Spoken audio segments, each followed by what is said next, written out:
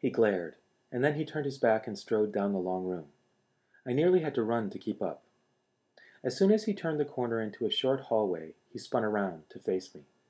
"What do you want?" he asked, sounding annoyed. His eyes were cold. His unfriendliness intimidated me. My words came out with less severity than I'd intended.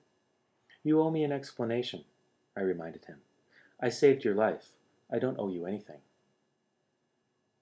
I flinched back from the resentment in his voice. "You promised." "Bella, you hit your head. You don't know what you're talking about." His tone was cutting. My temper flared now, and I glared defiantly at him. "There's nothing wrong with my head." He glared back. "What do you want from me, Bella?" "I want to know the truth," I said.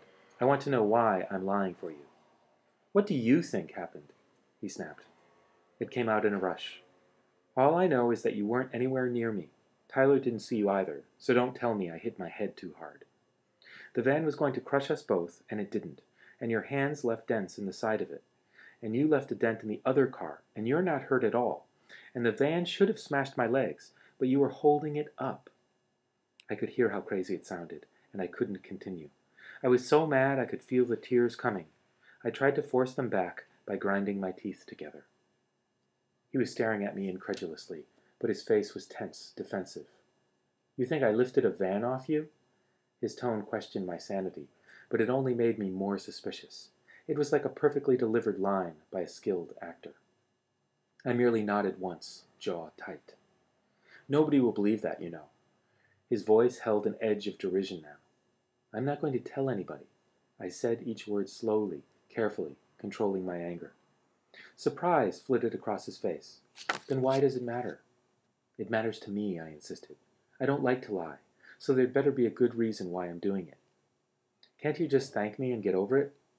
"Thank you." I waited, fuming and expectant. "You're not going to let it go, are you?" "No." "In that case, I hope you enjoy disappointment." We scowled at each other in silence. I was the first to speak, trying to keep myself focused. I was in danger of being distracted by his livid, glorious face.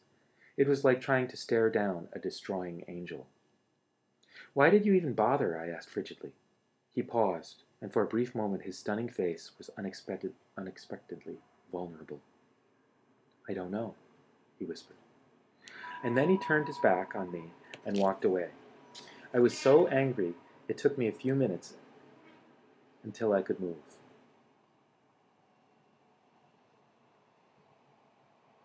Noisy trains. I was so angry it took me a few minutes until I could move. When I could walk, I made my way slowly to the exit at the end of the hallway.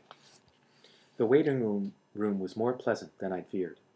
More unpleasant than I'd feared. It seemed like every face I knew in Forks was there, staring at me. Charlie rushed to my side.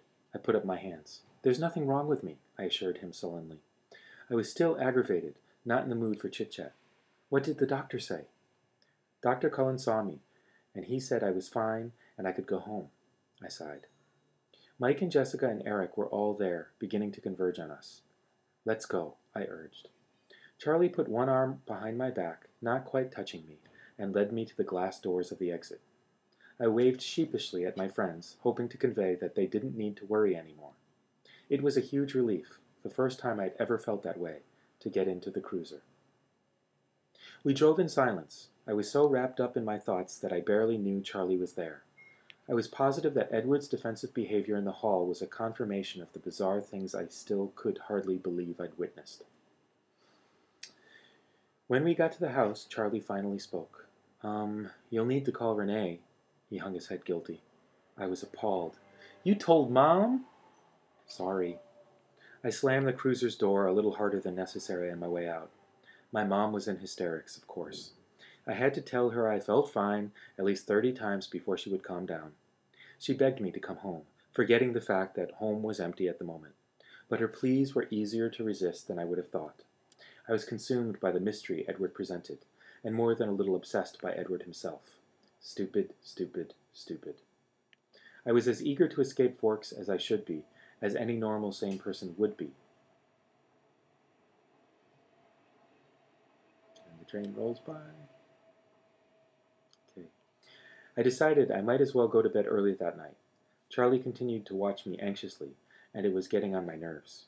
I stopped on my way to grab 3 Tylenol from the bathroom. They did help, and as the pain eased, I drifted to sleep. That was the first night I dreamed of Edward Cullen.